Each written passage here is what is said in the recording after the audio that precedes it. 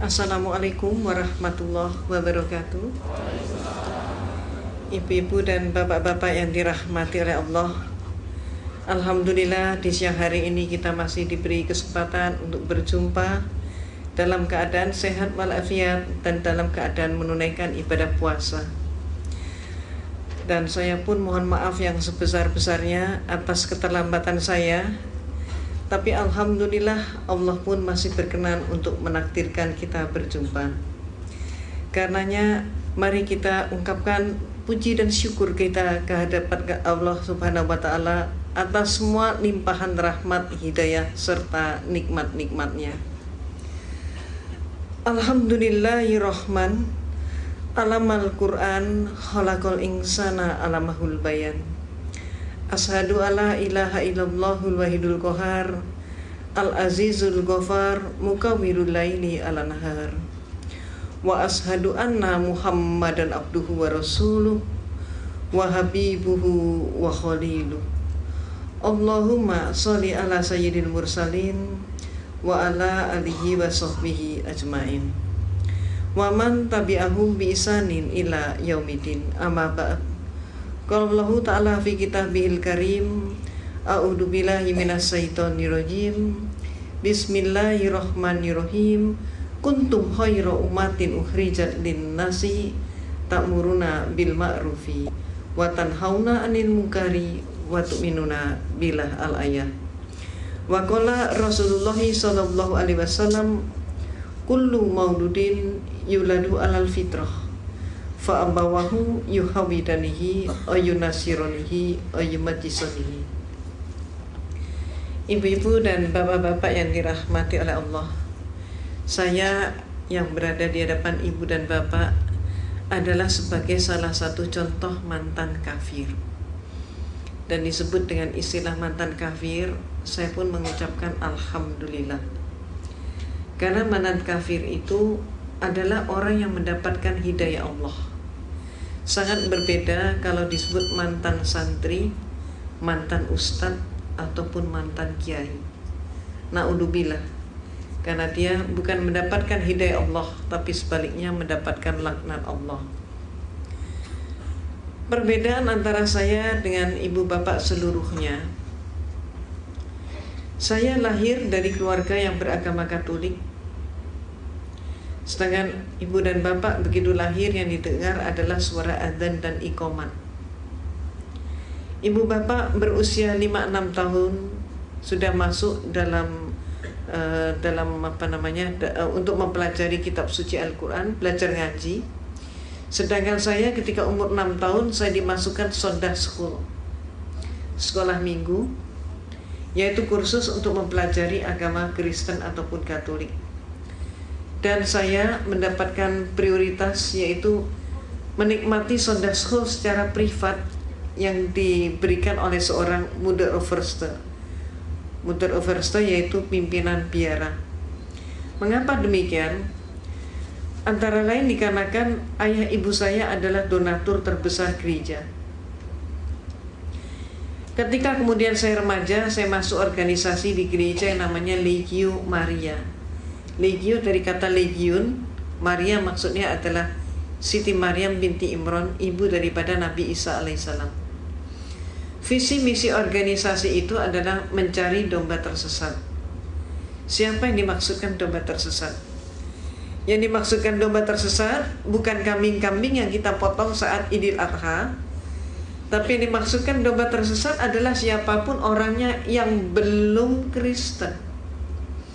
Jadi seperti seluruh daripada kita yang hadir di masjid ini, itu juga disebut sebagai domba tersesat oleh mereka.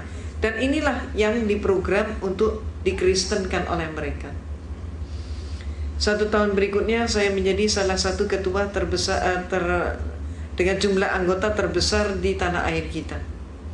Dan setelah itu saya masuk biara menjadi seorang biarawati atau suster. Ibu dan bapak, jujur-jujur saja saya tidak pernah bercita-cita menjadi seorang muslimah.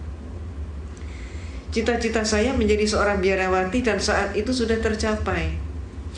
Namun pada saat justru saya sudah mencapai cita-cita saya, disinilah Allah menyelenggarakan kehidupan hambanya.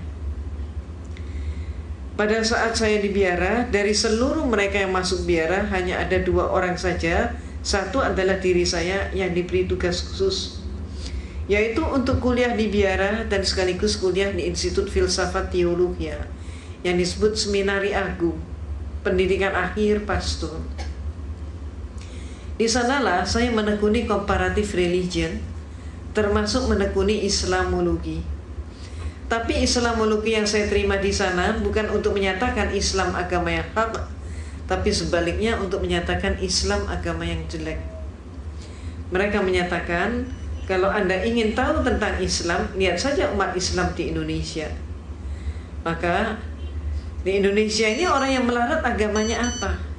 Islam. Yang bodoh agamanya apa? Islam. Yang kumuh di bantaran sungai agamanya apa? Islam. Yang kehilangan sandal sepatu hari Jumat siapa? Islam. Yang gak mau bersatu, bercerai-berai terus siapa? Islam. Yang jadi teroris siapa? Juga dikatakan Islam. Maka teman-teman saya sepakat dengan kesimpulan bahwa kalau begitu Islam agama yang jelek. Pada saat itulah saya katakan penyimpulan itu belum benar. Islam jangan hanya dilihat di Indonesia, coba kita lihat bagaimana di negara-negara yang lain.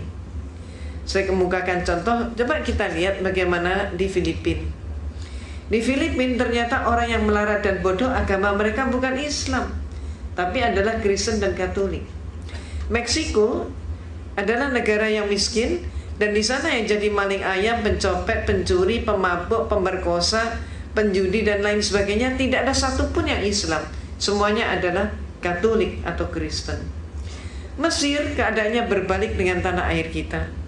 Kalau di Indonesia kita berbicara tentang pembantu rumah tangga dan dikatakan beragama Islam, majikannya banyak yang non-Islam. Tapi kalau di Mesir terbalik. Di Mesir justru majikan beragama Islam dan pembantunya justru Kristen dan Katolik. Dan selaris yang paling murah mereka datangkan dari Filipina yang beragama Katolik. Irlandia adalah sebuah negara yang tidak pernah selesai dengan konflik internal antara selatan dan utara. Dan yang konflik itu tidak melibatkan seorang pun yang Islam. Semuanya yang konflik adalah orang Protestan dengan orang Katolik. Mereka itulah yang saling membantai dan saling membunuh. Dan oleh masyarakat Eropa, yang dijuluki sebagai teroris itu adalah Irlandia dengan julukan khusus sebagai teroris Eropa. Lebih lanjut lagi kita ke Italia. Di Italia yang menjadi gembong obat bius dan perjudian, tidak ada satupun yang Islam. Semua mafioso beragama Katolik. Maka saya katakan kepada dosen saya, Pater, sebutannya Pater atau Pastor, saya katakan Pater, tidak terbukti bahwa Islam jelek. Maka saya kemudian mengajukan solusi sekaligus usul, minta izin untuk mempelajari Islam dari sumbernya sendiri.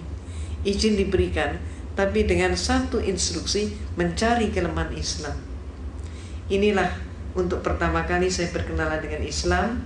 Pertama kali saya ngaji, saat itu saya masih di biara dengan kapasitas sebagai seorang biarawati. Tapi ketika saya memandang kitab suci Al-Quran, melihat huruf hijaiyah, saya pun jadi bingung. Ayat ini mana yang depan, mana yang belakang, mana yang atas, mana yang bawah, bingung sekali. Saya amati bentuk hurufnya, lebih bingung lagi. Hurufnya ini kok panjang-panjang, bulat-bulat seperti cendol. Saya nggak mampu. Maka akibatnya, karena keterbatasan waktu, saya putuskan saya harus ngaji dari terjemah. Ketika pertama kali saya memegang terjemah, apa yang terjadi? Keliru juga. Ayat Allah yang saya pelajari itu bukan dari depan ke belakang, tapi kebalik dari belakang ke depan.